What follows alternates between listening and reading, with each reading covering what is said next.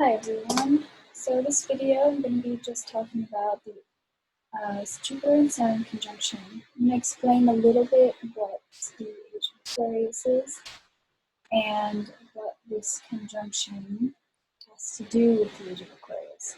So today is December 20th, 2020, and I have here on the screen the conjunction which will happen tomorrow, December 21st. And I'll go over what some of the themes are and what we might be to expect. I'm going to start with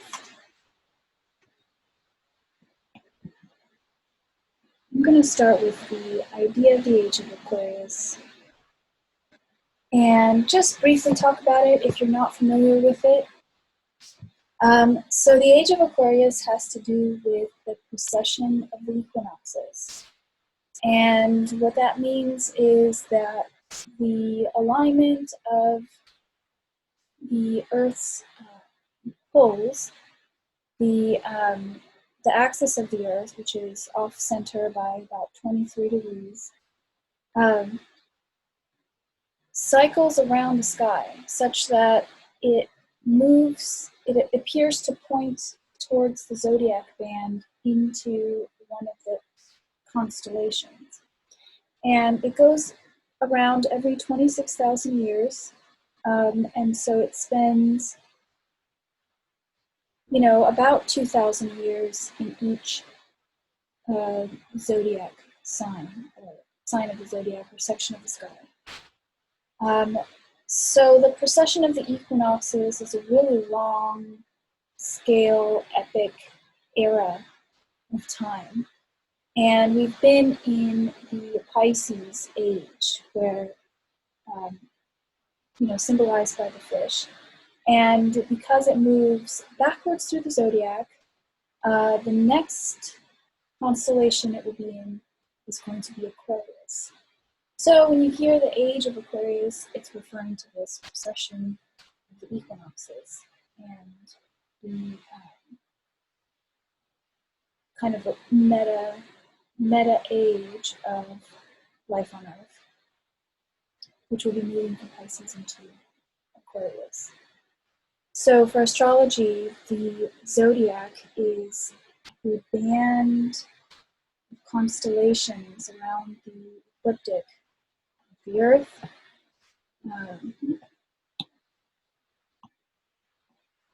Figuring out this app here. Is a band of constellations that's projected onto kind of a spherical orb that we see from Earth's point of view. So just FYI, I'll be using tropical calculations and tropical zodiac, which has to do with the equinoxes and the seasons. So that's how I'll be looking at this. So the North Pole, like I said, is a projection onto the ecliptical plane, and the precession as it moves backwards through the zodiac is what gives us the phase of the era of the age of Pisces, and now as we're moving into the age of Aquarius. However, I should say this transition, it's not exact. There's not like a point in time where it exactly happens. Because we're talking about such a large time scale, the transition takes, hundreds of years, and it's really gradual over many generations. And, you could do a deeper dive into when exactly the Pisces and Aquarius shift happens. But it does get a little bit complicated because the actual constellations around the zodiac are not divided equally into 12. And they're also like kind of strewn along different declinations above and below the ecliptic. So it's hard to really say, where the constellations end and begin. And there's a lot of discussion about using how to organize this division of 12 in the sky. So it's certainly a contentious area in terms of astronomical and astrological studies. But we can say that generally, in my opinion, and from my research, we are on the cusp or on the verge of entering this Aquarius era. So anyway, in spite of this, there's lots of astrologers that have looked for clues about the start or the beginning of the age of Aquarius, and they've also looked for clues about what the world might look like. So this is kind of where this video is going to go, and so that's kind of what I'll be talking about. The shift of the ages, in my opinion, and what I've seen, has been symbolized in the New Testament text as the moving from Pisces, who is the fish, into Aquarius, who is the water bearer. So if you're familiar with Christian symbolism, the fish, Jesus' figure is represented by the fish, and Pisces. And Aquarius is represented by the water bearer. So I feel that the excitement that astrologers and just people in general have around the Aquarian age comes in a large part from this symbolism of the return of the Christ in the Bible. And if you aren't aware, the Christ mythos, that cycle of God being born as an avatar from a virgin mother and being put on the cross and so on, it's been echoed a lot of times and throughout history and in many different places. There's very similar stories of similar type of figures. And you can research a little bit more deeply into that if you want to learn more about it. So, but specifically from like this biblical textual point of view, the Aquarius symbol has to do with the water bearer. And in Western tropical astrology, it is the water pourer. And the symbolism is the satiating of spiritual thirst and providing life-giving sustenance. So that's what this is about. So I'm just going to go through different images of the water bearer. Specifically, there's a verse in the Bible, Luke 22:10, where Jesus says, as you enter the city, a man carrying a jar of water will meet you. Follow him to the house that he enters. So to understand this, you can look at, here's Pisces, the fish. Let's do that. You can look at Pisces, the fish. And normally the zodiac would move through the zodiac in this way. But because of the precession of the equinoxes, we move through it this way. So whereas we know Jesus, the symbol of Jesus as the fish, has been the age of Pisces, we're moving into the water bearer, Aquarius, which is this symbol here, represented by the man holding the water. So this would be the next age that we move into.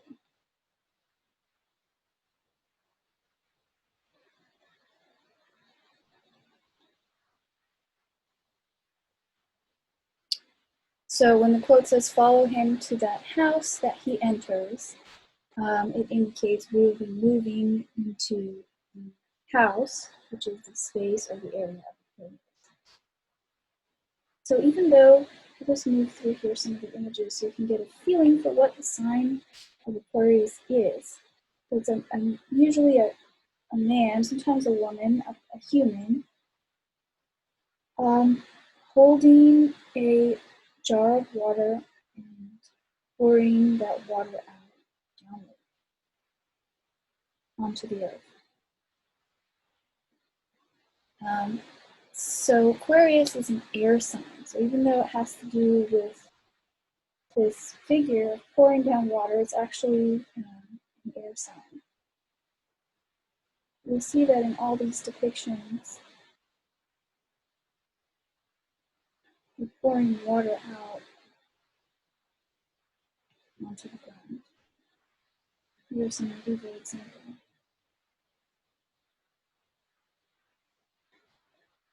And it's usually in like a field, a green field. Usually don't have clothes on. And here's the star, the tarot interpretation of this. And I feel that this is because Aquarius has a lot of themes of kind of utopia or Garden of Eden, or this kind of innocence, where beyond the city, out in nature,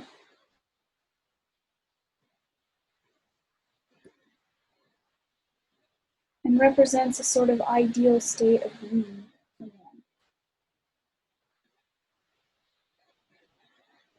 which is really interesting to me. There's a lot of utopian themes to Aquarius, which I'll talk about a bit later. And you'll see, for example, another theme to Aquarius is represented by this star that has to do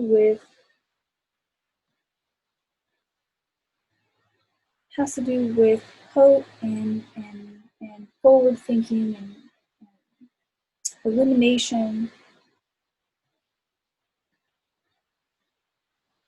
things that are kind of idealistic. Okay? And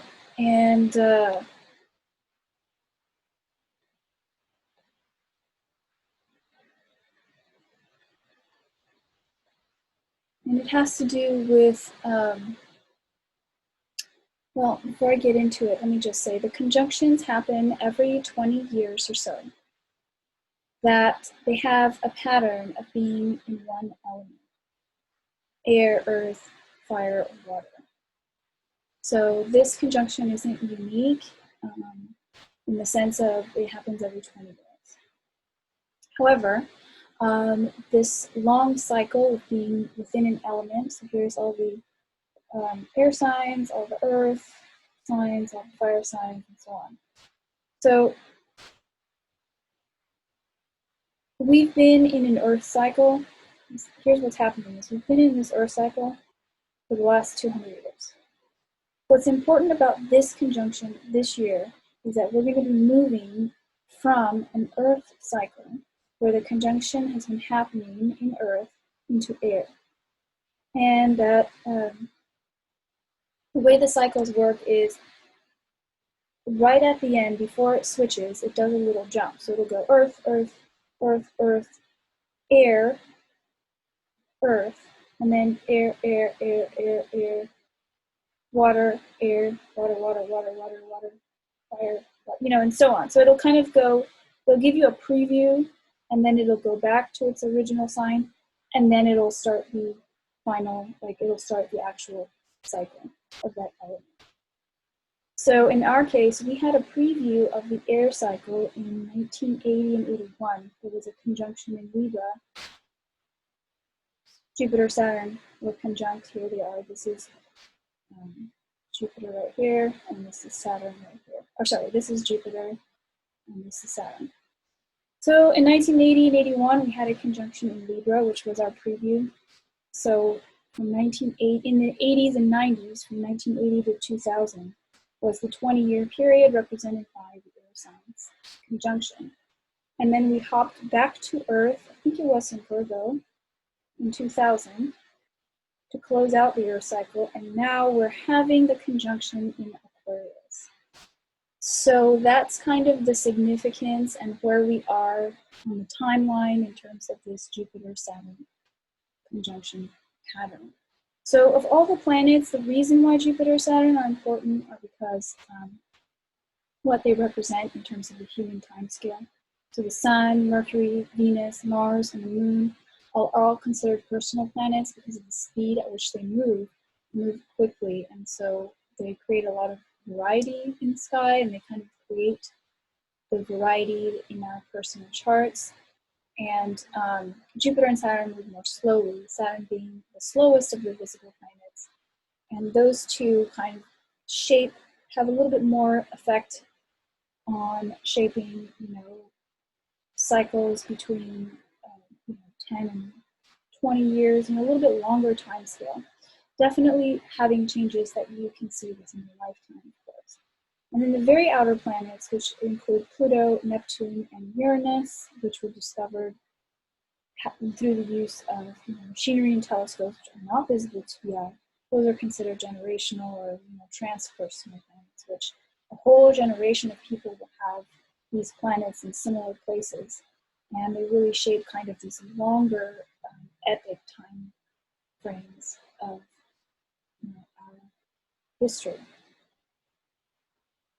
So part of the reason why, when we're talking about why do we care about this conjunction, part of it is that, they'll shape this immediate 20-year cycle.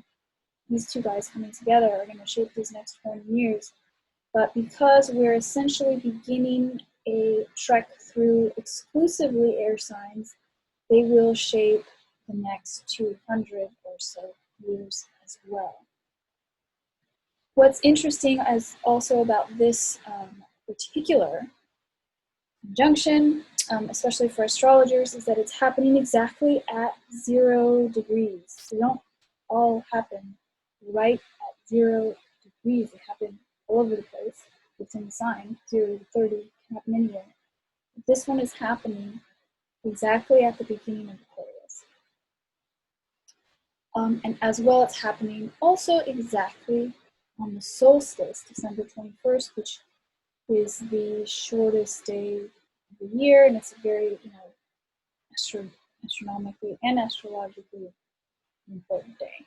So those two things combined do make this conjunction very special, and it kind of an indicator that we should probably pay attention to what's going on here and what are the themes that this is really telling us.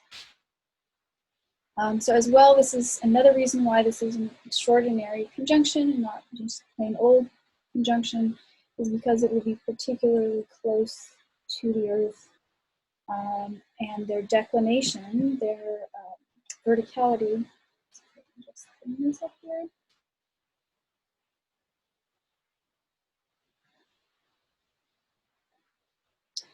Where they are in terms of they're not all the planets are exactly along the ecliptic. Some of them are up higher, some of them are down lower. So we say planets are in conjunction when their verticality is the same, but in this particular case, Jupiter and Saturn will actually be very close to each other along this axis, as well as along the ecliptic. And they will be very close to Earth, which will amplify their effects and their influence as well.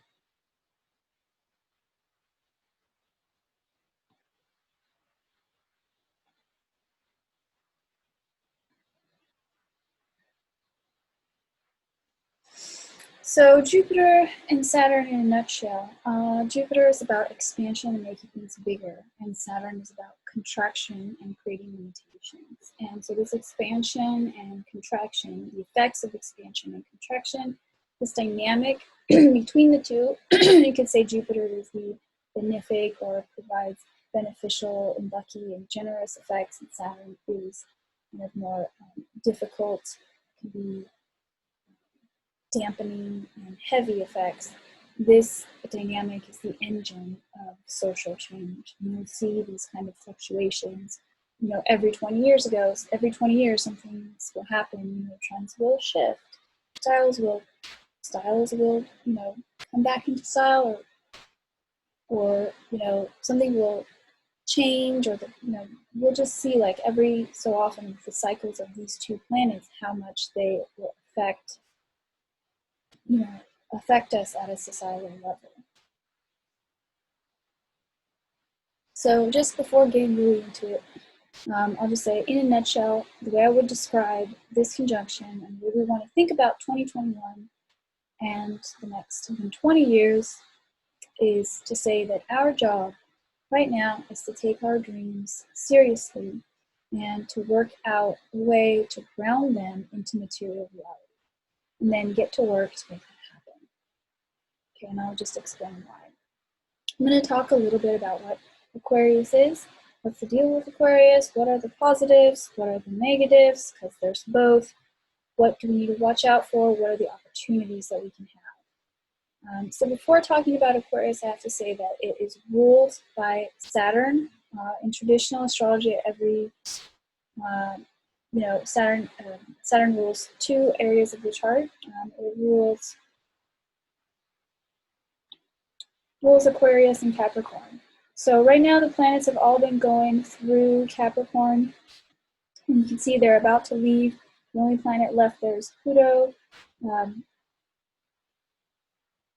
and then the Sun and Mercury are going to make their transit through Capricorn, of course, as we move through December. But generally, these 3 big ones have created a lot of difficulty and challenges for us the last few years, moving through the sign of Capricorn. So we are going to feel some relief in that sense of whatever our personal level, whatever the things have been for the last 2.5 years. It's going to have some relief. But I feel like in some ways we're kind of jumping out of the frying pan and into the fire, so to say, because Aquarius is also ruled by Saturn. Now, the modern ruler of Saturn, as these planets, Neptune, Saturn, and Pluto, were discovered, they were ascribed by modern astrologers to rule these different houses. So Aquarius has a co-ruler, which is Uranus over here in Taurus. So it's ruled by Saturn and Uranus. And these 2 are very different. I'll talk a little bit about Saturn. Aquarius is the water bearer, as I said. Its sign is the person. It's a human that's holding the jug of water. It represents, therefore, human values, humanistic values. It has to do with being of service to other people, pouring out the water for others, carrying the water for someone, carrying the water. Even if you're carrying the water for yourself, it has to do with doing work. Saturn is about work and effort. And it has to do with physical labor. Saturn, it has to do with physical labor, menial labor, repetitive jobs, grunt work. And that's true in both Capricorn and Aquarius. Both of these signs are both ruled by Saturn. However, if you think about the image of the water bearer, for example, like have this person carrying water back and forth, right? Your job is to carry water back and forth. You're getting water from the well, you're getting water from the river, you're taking it back to your house, you're taking it back to your village. Water is heavy, the jug is heavy. You've got to, how often do you use water? You use water every day. You drink it, you bathe in it, you cook with it, you clean things with it. So this is a task that you have to do all the time, every day, on a daily basis, and that it pretty much, doesn't really require a whole lot of intellectual effort. It's just basically physical grunt work. It's like a chore. And Saturn kind of rules things that are like that and rules that kind of work and effort.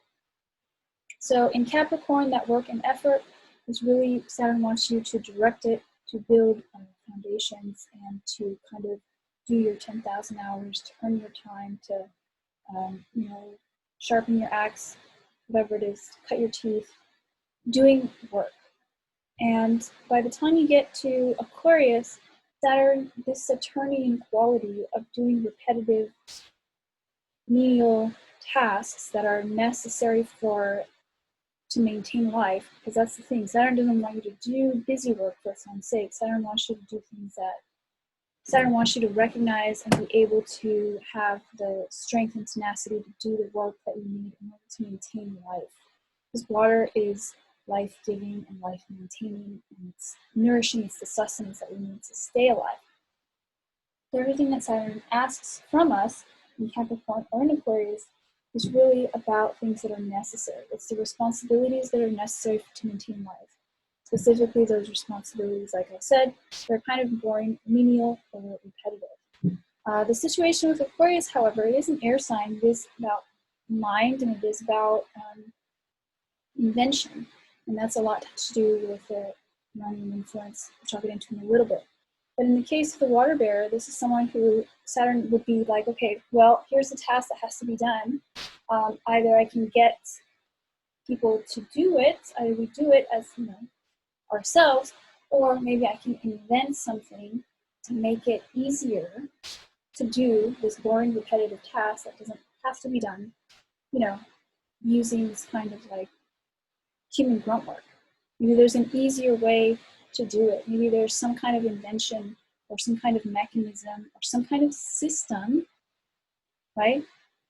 Irrigation system, a plumbing system, even just a pulley that can get the job done and free up my time, because Saturn rules time. It's father time is really the archetype of Saturn. Okay, speaking of Saturn, let me just show you. So, Saturn rules, here you can see Saturn being both Capricorn, represented by the goat, and Aquarius, represented by this man pouring water out. He's holding the young child because of the myth of Saturn eating his children. And he's holding a sickle, I think because his father time. It represents the end of life and death. So here's Saturn as an old man eating his children, because I think in the story his children supposedly were going to, there was a prophecy that they were going to usurp his power, and so he decided that he should eat them rather than have his power, rather than lose his place as the ruler. So you can read more about the mythology of Jupiter and Uranus and Saturn, because Saturn did, I think, kill his father, Uranus. I think Uranus was his father. So the point of showing you this, by the way, is just to say, like, yes, the age of Aquarius is about love and peace and kind of like this hippie aura, but also it's not really like that. There's an opportunity for that for sure, but there's also this Saturnian aspect to it that I think we should be aware of and learn how to manage, because it's one of the more difficult and challenging energies to manage, which is why I'm sharing this right now. And then this is the Vedic Shani. That is the Saturn in Vedic astrology and Hindu tradition. It has very similar qualities in terms of it being a stern, kind of disciplinarian, limiting, boundary setting effects. But it ultimately, Saturn does have very important lessons for us to learn, so we should probably pay attention to what those are.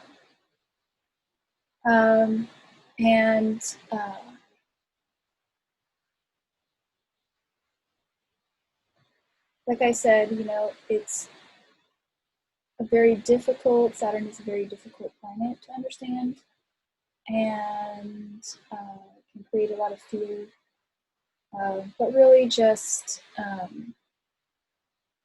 understanding our relationship to work, understanding our relationship to responsibility, understanding our relationship to time, I think will help us move through this next year in a productive way. Because the flip side of Saturn, as it being father, the father of time and such, is that Saturn rules things that last, that are lasting. It rules foundations. If something is really built with Saturnian energy, whatever it is, it's going to be something that is enduring, something that's going to last, something that will stand the test of time, a legacy, something that will go far into the future, something really solid. especially in Capricorn. And as we move into Aquarius, this will be about systems that are enduring, systems that are lasting. Because Aquarius does have this utopian flavor, it's about creating lasting systems that will move humanity forward in a really positive way. So that's our opportunity with Saturn. But creating those systems and building those good foundations really takes effort and time and work. So it's that also. So Aquarius is an air sign, and it has to do, all air signs have to do with the intellect. They have to do with communication, with connectivity. Air in general moves quickly. So all the air signs here, Libra and Gemini. Air moves quickly. Air covers a great distance. So the general themes around air have to do with communication, have to do with quickness. For example, I really feel that like we are going to cover a lot of distance in the next 20 years. It feels like it's going to seem like time is going to be moving faster because air moves really quickly. So ideas will evolve very quickly. We're going to cover a lot of intellectual distance, I think, in the next 20 years. I think the exchange of ideas can become really important. And I think that being able to communicate freely is going to become very important. So Saturn has a lot of paradoxes. Aquarius has a lot of paradoxes. You see that the symbol has its two waves here, kind of two frequencies that are kind of going at the same time, which represents the relationship between the individual and the collective. And I think this relationship versus or with, is it a harmonious relationship or is it a combative relationship? Can the individual be in harmony with the collective? This is going to be the central question of Aquarius, or the age of Aquarius. So Aquarius is directly opposite Leo. Leo is ruled by the sun and is all about identity. It's all about who am I, me, the individuality, the individual expression. Right? Leo is on stage, center stage, the center of attention, where it's all eyes on one person. Leo represents kings and queens, monarchy, and rulership. So the fact that Aquarius is totally opposite of this, right, means that Aquarius is for the people. It's about the people, right? The ruled, the masses, so to say.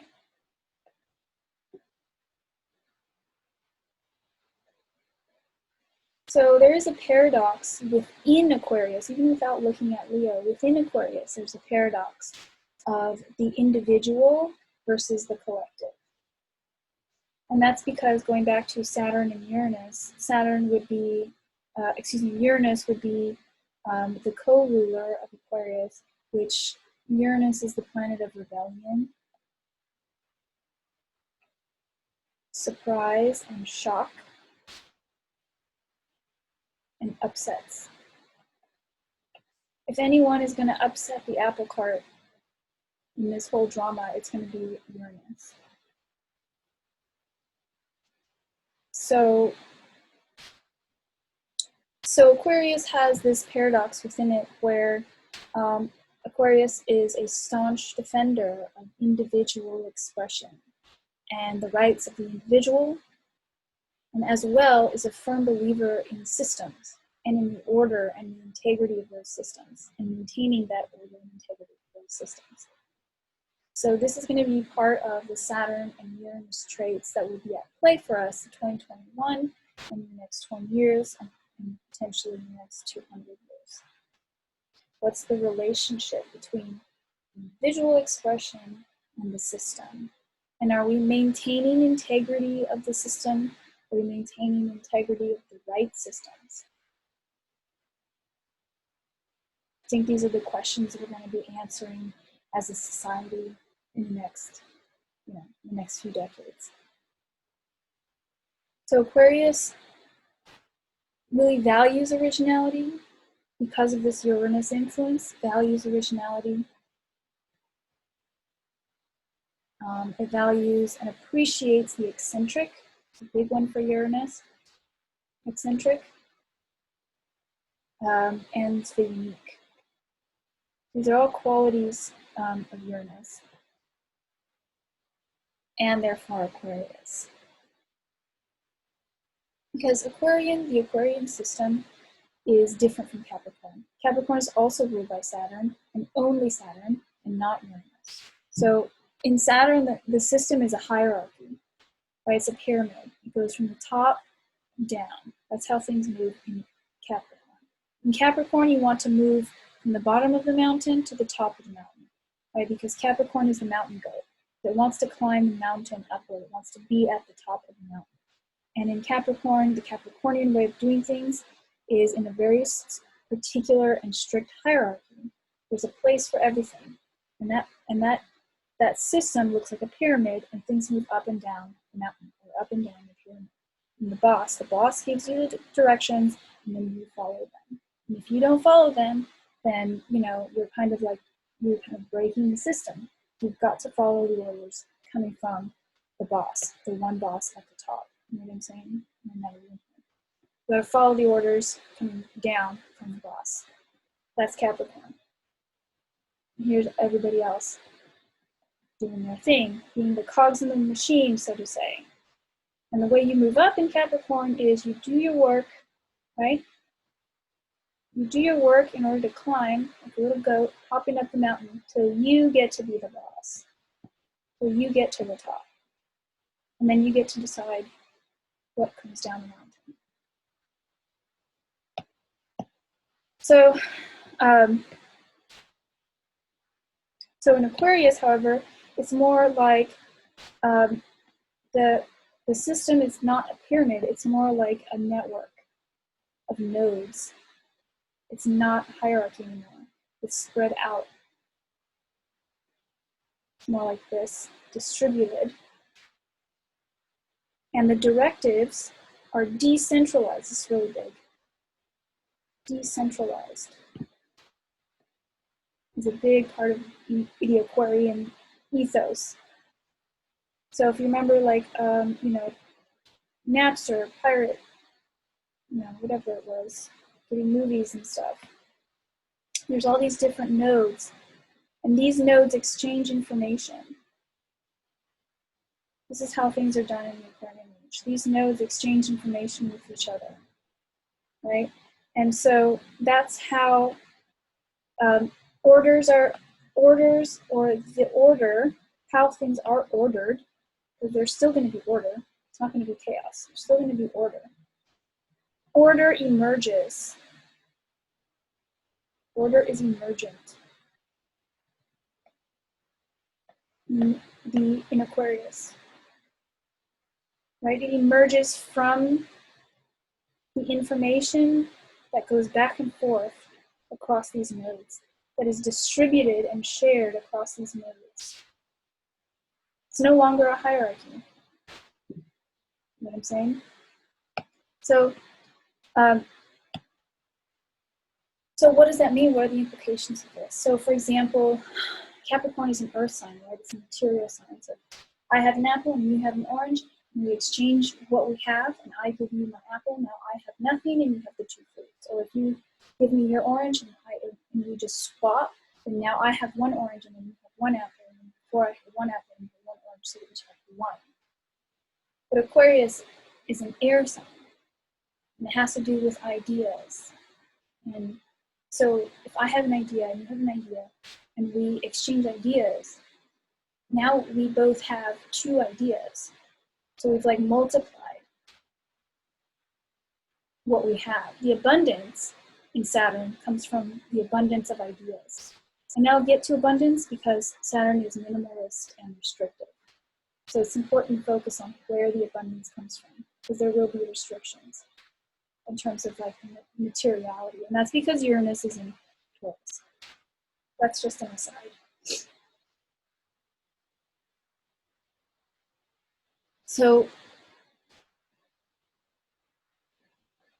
this network of distributed points is really important to keep in mind, just as a framework, because in order for this system to work, which is what we will need to adapt to moving ahead, in order for this system to work, all of us, it has its pros and cons, because it's like you can be a node, because the information is exchanged to everywhere, everyone has a little piece of it, everyone becomes just as important, because we all have a little piece of the puzzle, and by sharing our little piece, we can build the whole. It's kind of like a little bit like fractalized, to where we each kind of have the whole and also a part as well. Right? So if one node goes down, well, there's still many nodes in the system left until we get that one node back up.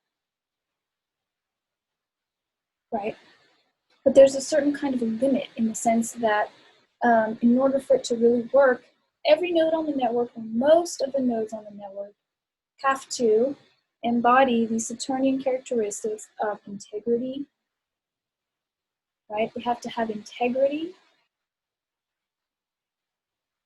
and they have to take responsibility for their part in the system. If too many nodes don't have integrity, in other words, if too many nodes are corrupting the information as it goes back and forth, then the whole system starts to break down. And so I'm saying this with ideas, but it's the same thing with, digital assets as well, right? If I have a file, photograph, and you have a photograph, and we exchange photographs, I don't lose my digital photograph. I now have two digital photographs, and you also have two digital photographs. So it works with digital systems, it works with ideas,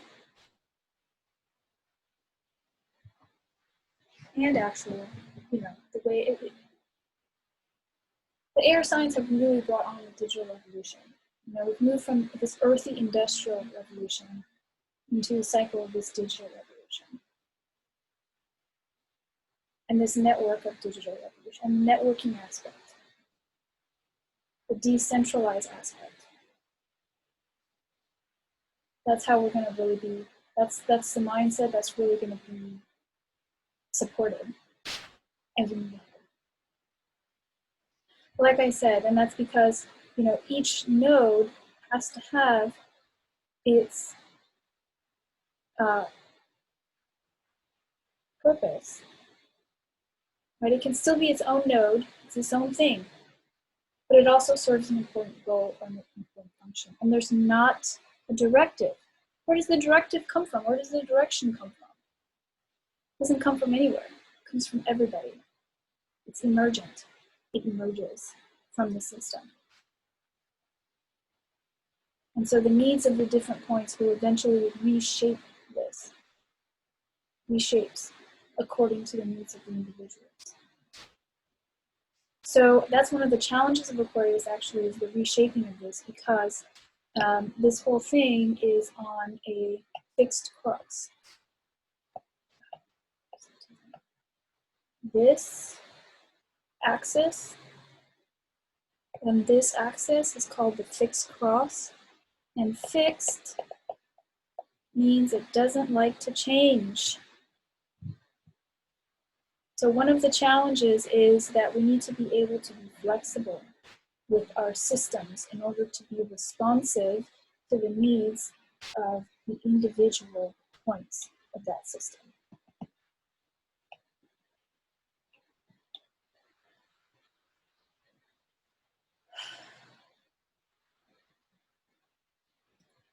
So the Aquarian age is going to really be about depending on each other, depending on extended family, on our friends, on our tribe.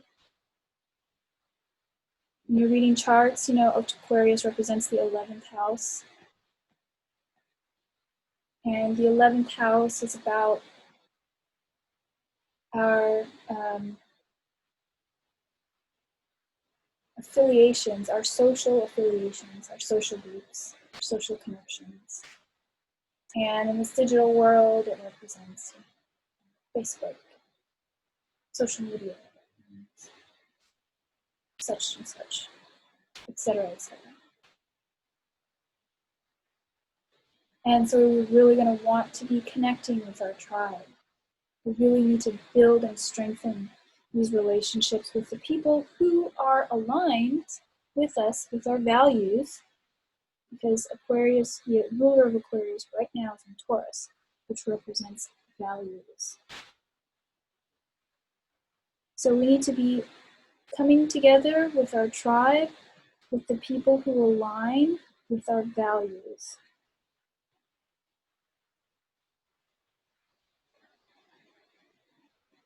And especially Taurus represents food, comfort, pleasure, all the creature comforts, all of the things that have to do with maintaining our physical body, you know.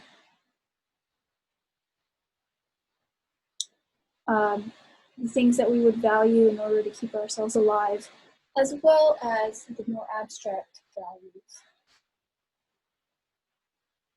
of the things that we feel are important in life, in general, whatever you value.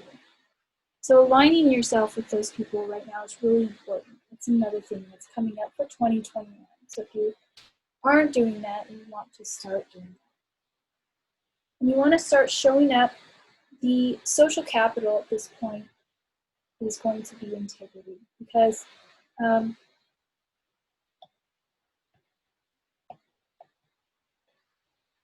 since we are moving into a world where, you know, these networks are going to be important. This is 11th house themes as well.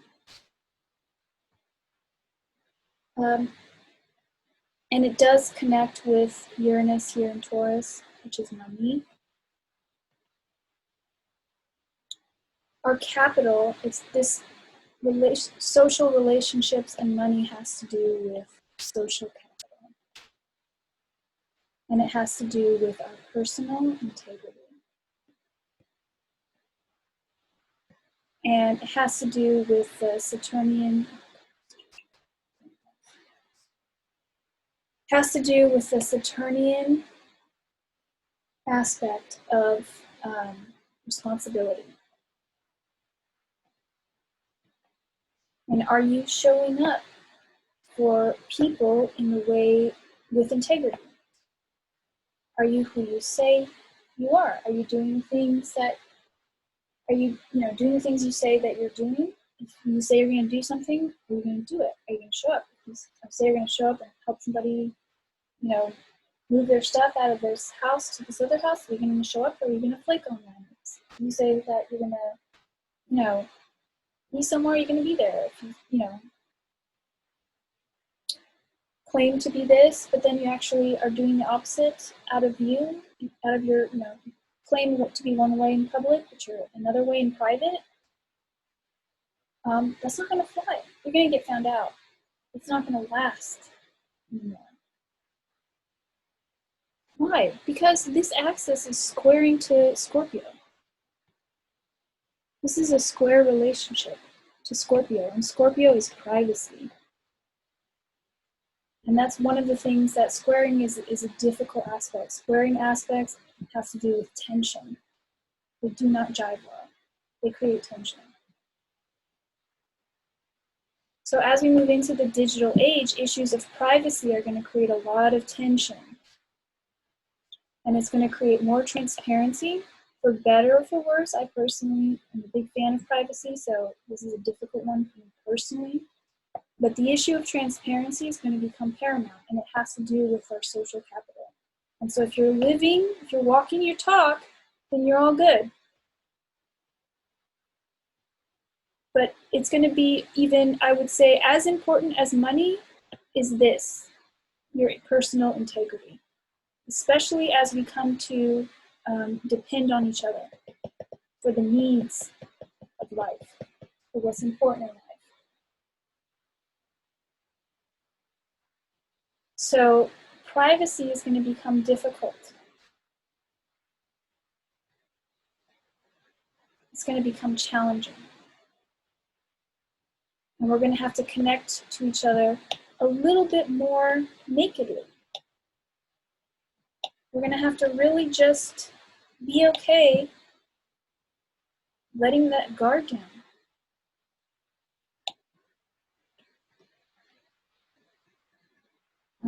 So if you're a really private person, just think about that, what that means. Because Scorpio is about setting boundaries. And this is opposite. Opposite is also a contentious relationship to Uranus. This is an opposition of boundaries.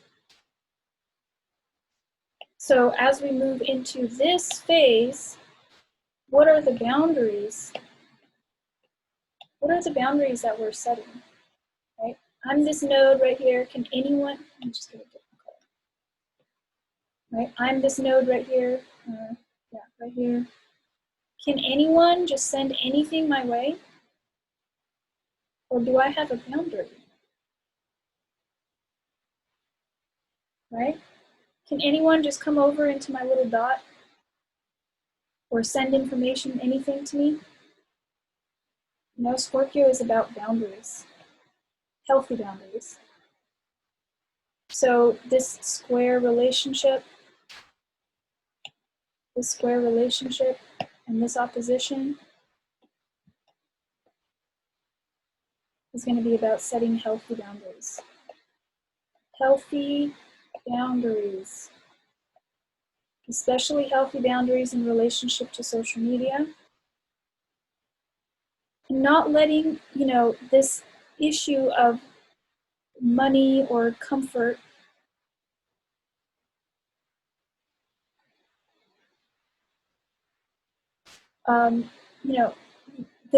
the desire, Taurus is also desire. Desire for money, desire for comfort, desire for luxury is going to go against setting healthy boundaries.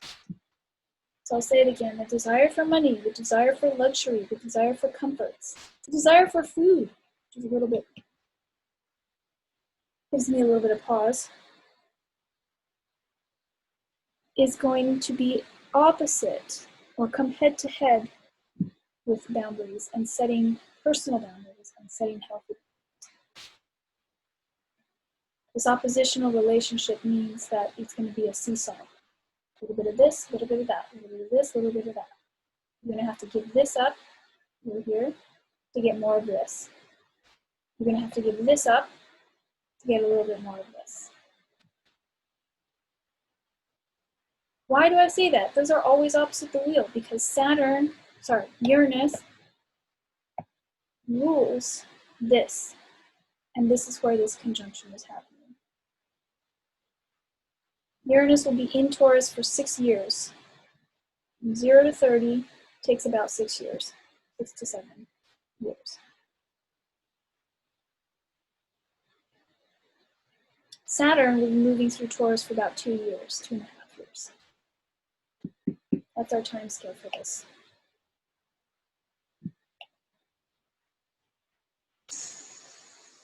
So we're going to have integrity in the way we show up in the world and how we participate with each other. We're going to get used to setting healthy boundaries. We're going to move away from the Capricornian idea of depending on the top of the pyramid. Who is Capricorn? The government, the people in charge, the ultimate boss. Corporations, banking, and money. All the earth signs have to do with money a little bit. Capricorn has to do with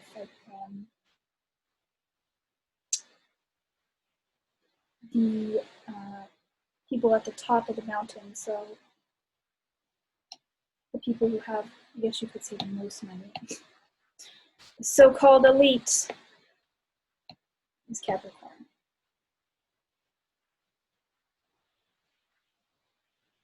So all of this has been transformed. Right? The systems of authority. We've had a major pass, like I said, of Jupiter, Saturn, and Pluto. Pluto is the heavyweight of transformation. moving through this sign of Capricorn in the last few years. And it's transformed these nodes of power from a triangle, a pyramid, hierarchy, pyramid, and it's transforming them in preparation for Jupiter and Saturn's time in Aquarius, which begins tomorrow. We had a little bit of flavor of this earlier this year. Both of these planets did come into Aquarius earlier this year. But I think really this is the kickoff. I mean, it's right at 0 degrees. We're meeting right at 0 degrees. So our trust will be moving away from these hierarchical systems, and it's going to become about trusting each other on a more level playing field. You know, it's like if you compress this pyramid and you squash it so that it becomes more like this. Yeah. So anyway, Aquarius is utopian. It's forward thinking. I mentioned that. It's about invention. Now it's, you know, moving into the Uranian influence of it. It's a nice Uranian color.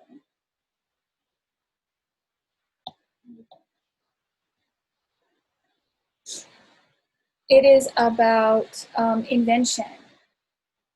Uranus is the mad scientist archetype.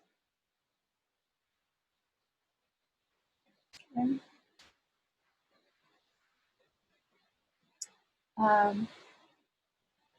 And specifically in regards to, you know, this idea of this image of human carrying a water jug, it's about inventions that are useful to humanity rather than inventions that are self-serving or that are frivolous.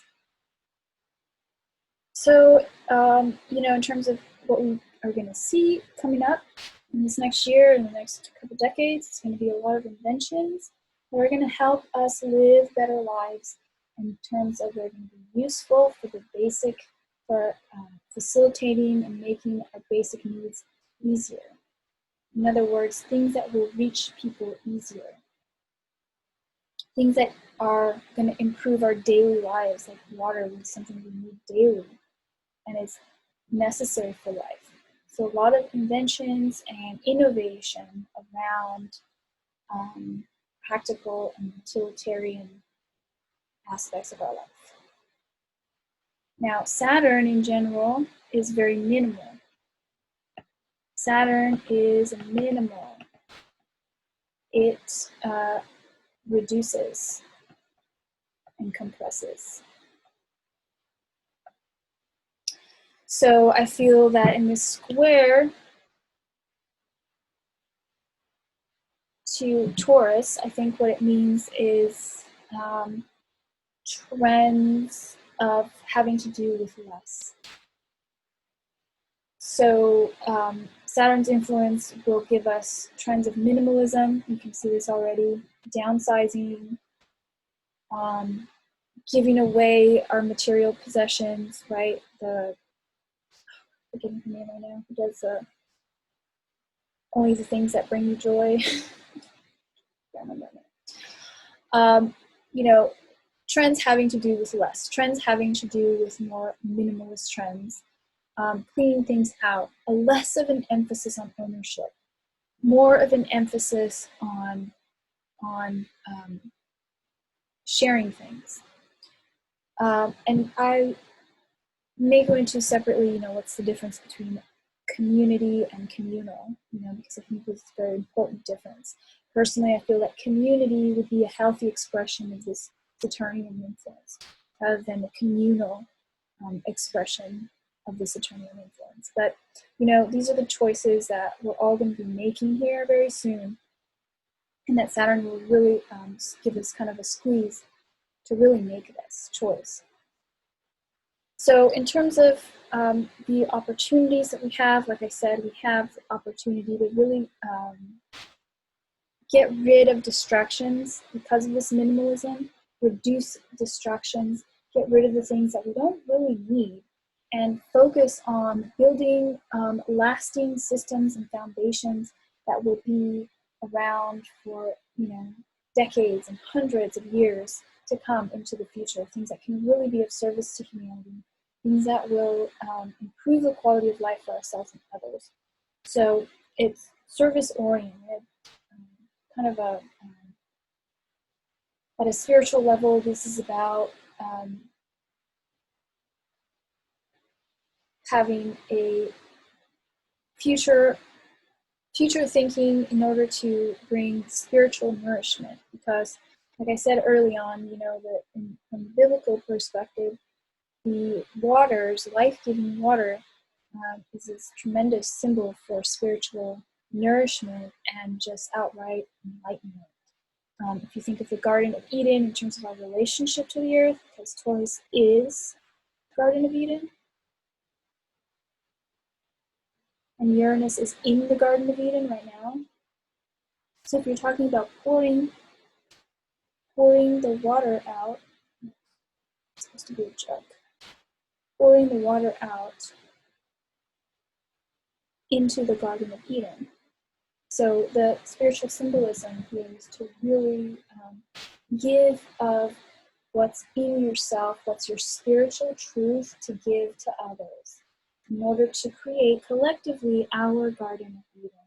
So we have the opportunity to really grow, create, and create a lasting paradise on earth through giving of ourselves and pouring out the water and the spiritual wisdom and nourishment in ourselves and sharing it with others. So I think that's kind of like my message here. Now, having said that, I want to talk a little bit about the shadow side of Aquarius. So the shadow side of Aquarius, that's a nice picture. Ooh.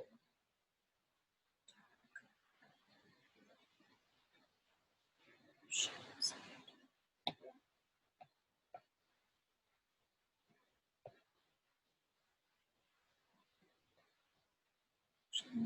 This is really what it is. It's really more like this. Okay. So the shadow side of Aquarius, okay, so utopia, as I mentioned, Uranus here represents utopia, can quickly become a dystopia, all right? So all of the ways in which, every sci-fi movie that you've seen kind of falls under this category, every like crazy mad scientist, like Frankenstein or Jekyll and Hyde, or 1984, all of these dystopic views of like wanting to create a paradise and then actually creating a dystopia. These are all the pitfalls of the age of Aquarius. So we really want to be aware of what those are. I have here this quote that I found pretty appropriate. There's all the difference in the world between treating people equally and attempting to make them equal. While the first is the condition of a free society, the second means a new form of servitude. Friedrich Hayek, who I'm not familiar with his work, I feel like he was a philosopher and economist, so look into him if you like. But I think this has to do with, this is very appropriate to Aquarius because Aquarius is about treating people equally. Aquarius is about treating people equally and really wants equal opportunity for everyone.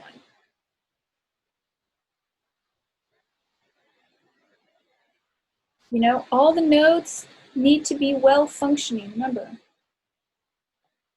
it works because we're working the system or whatever it is, right? All the nodes need to be healthy and in good shape and happy. Nodes need to be functioning properly. Need to be,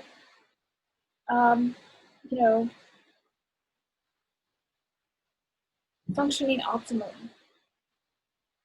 Otherwise, the system doesn't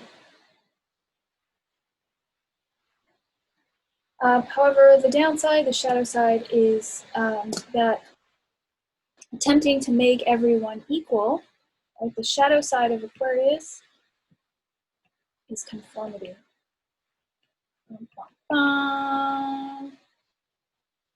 Boo, hiss, boo.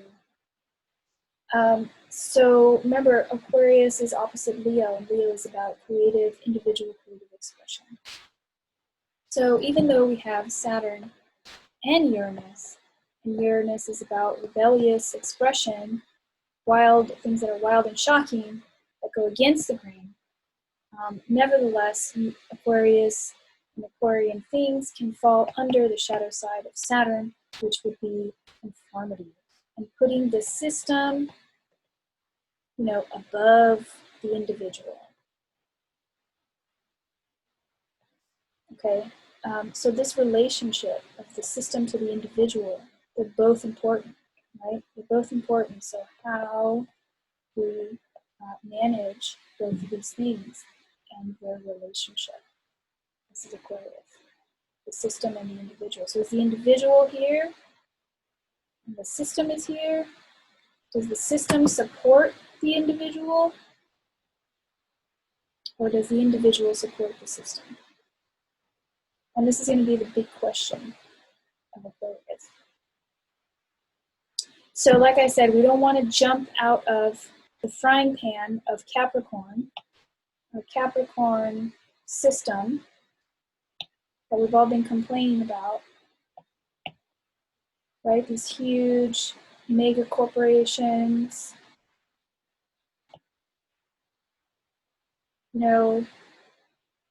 governments, big tech, big whatever, stomping on the little guy, okay? We don't want to jump out of this and then jump into a new system of oppression. So we need to slow down and think about, how do we really move into this new age in a way that honors the fact that we're a node in the system, but also honors the fact that we're individual beings that require free expression. That's Uranus, and that's a little bit of Leo. And this question is going to be particularly difficult. So this will last 20 years, but the next 6 years is going to be particularly difficult as Uranus moves through Taurus. And it will ease up, however long this takes. Once Uranus goes into Gemini, then it'll be in a trine relationship, and then that will be a lot easier to deal with. So it'll take us about 5 years, however long that is, 4 to 5 years, to sort that out. So yes, conforming to the system in order to maintain the system is going to be the shadow side. The other shadow side of Aquarius is the stubbornness and the unwilling to change, which I mentioned because we're on a fixed cross here, which is these 4 planets. These are the fixed signs. And, paradoxically as well, like I said, Aquarius is full of paradox. This stubbornness and this unwillingness to change that comes from Saturn and a little bit of Uranus, but also as well, there's going to be sudden changes or decisions that upset the status quo. And we're going to see this at the social level, but you can also see this at a personal level if you have these influences in your chart. Uranian influence or Aquarius influence, for example, all of a sudden taking action or doing something just kind of suddenly or shockingly, either for its own sake to shock, for its own sake, or to be rebellious. Uranus rules rebellion. So we're going to see a lot of protests, some riots, acts of rebellion, rebelliousness, revolution. It rules revolution. It's the planet of sudden shifts, sudden changes. Uranus rules electricity and lightning, sudden revelations and upsets. We're going to see issues about power in a literal sense, energy, and the distribution of energy and how we use it. There may be brownouts or blackouts in the year ahead. And like I said before, Uranus is in Taurus right now, so there could be sudden changes to our level of comfort, sudden changes in our money system, sudden changes in our sense of what is a luxury. What are our values, sudden changes in our values, a value system, what we consider to be luxuries. And I think that theme especially is underscored by Saturn's minimalist nature, because Saturn gets rid of what is unnecessary, right? Saturn's not really a frivolous planet, and, just wants to get down to business and do the work that is set before it. Saturn is about working hard, keeping your head down, and doing the daily grind in order to build a structure and foundations that will last a long time. So you have that influence, plus you have Uranus. So Uranus can be unusual, Uranus can be eccentric, Uranus can be weird. You'll see all of these themes kind of come up to the surface. Uranus is about forward thinking. So Uranus and Saturn together are about structures, organizations, inventions, implementations, and big moves that have to do with really forward thinking. So for example, yesterday, the Space Force. Uranus rules space and aliens and extraterrestrials. And Aquarius is a very humanitarian sign, and it's one of the only signs, is it the only sign? Except for Virgo, whose symbol is a human. This is a half human. Sagittarius is half human. Virgo and Aquarius are the only ones that are really fully human. So it's very humanistic. But at the same time, there's going to be these questions of life in space or other kinds of life that I think will underscore our humanity. And help to define humanity, I think, even more. So anyway, with Uranus, it has to do with forward thinking. So inventions and tools, such as, like the example of the vase carrying water, that help each other. These are going to be things that are supported, astrologically. Tools that bring life-giving and life-affirming information, materials, systems, and methods. These are all going to be wonderfully supportive. So if you want to move forward in any of these areas, please do. Please tap into your own wisdom. Let me just wrapping it up here. Tap into your own wisdom. Tap into your inspiration.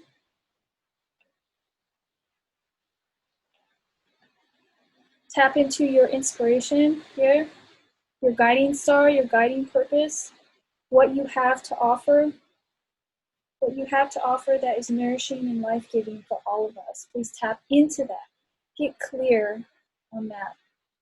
And don't be afraid, don't be distracted by all the chaos. Because there's a lot of changes in the world, there's a lot of chaos, it's this, or that, the other thing. Don't get distracted. Don't get distracted by what isn't about what you need to be doing. Focus on your vision. The star card is about having a vision and a hope for what's coming next. Be forward thinking, be futuristic thinking. Don't just look around and say what I look around and I see what I see, that's what's going to be there tomorrow. Being forward thinking means you look around at what you see and you know that that's what's either passing away, because the way to leave a system that doesn't work is to have an alternative system in place that works better, right? You can't just ask people to just get off of a system and just be in limbo and be in nothing. And then be like, okay, now let's make the new system. You know what I'm saying? You have to have the new system. You have to start building the alternative. Start building the new system. Start getting that in place already so that there's a place to jump to. There's a place to go to. So you have to look out upon the world as it is and see your vision on it, overlay it on top of what is, and know that what you're seeing is what will be, not what's there. What's there is what's passing away already. What you see is what's already on its way out. That's the Aquarian line. You look out and you see, oh, there's going to be this is going to be here, this new system is going to be like that, that is going to be a lot easier to do. And what I'm seeing in the physical reality, it's already on the way out.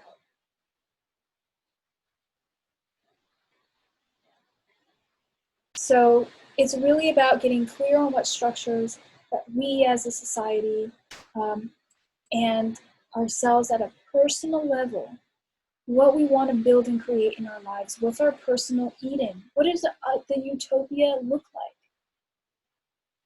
What does your ideal life feel like, look like? What are you doing on a day-to-day basis? What are the repetitive daily tasks? What environment are you doing them in? Are you doing them in a beautiful environment? Are you doing them in an environment that is inspiring and pleasant? Is it your Garden of Eden? And if it isn't, start taking steps every day, however small, because Saturn doesn't care. It just wants you to do the effort. It needs you to do the sincere effort. There's no shortcuts with Saturn. There's no shortcuts, but at the same time, go ahead and dream big. You know, and think about your future and your Garden of Eden, you and in relationship to your tribe, in relationship to who will be the people around you. What is the environment around you? And what are you going to be giving of yourself? What will you offer for us?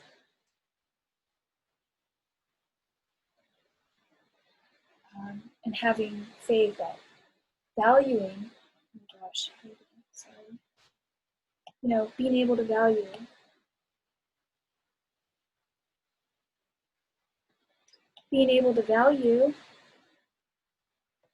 remember we said this was value, what you have to offer.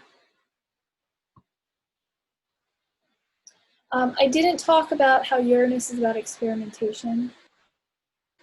I'll just briefly talk about that, just real quick here.